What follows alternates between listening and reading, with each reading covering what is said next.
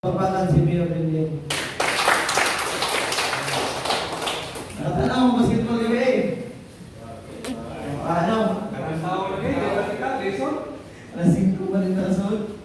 Dili sa TV, So, ang karon pareha rin po na itong sitwasyon nga inato na ba? Sa karon tao, pinita mo question, labi na after sa lecture, pinita mo raise question na to, clarification, kung may pumunta na. So, saan? Anda ka mo? Okay, so usapan ito sundan sa fisheries.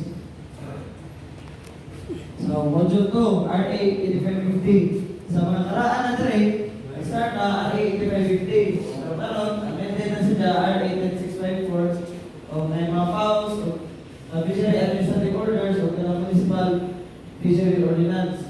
So, provision sa RA 8550, update sa mga PAUs o fishery laws, presentation sa municipal fishery ordinance, ato karon itong 2018 national planning. Okay? Dahil lahi ng mga illegal activities, dahil lahi na sila plano, hindi na sila pare-pareha o strategy o saan na dapat na to.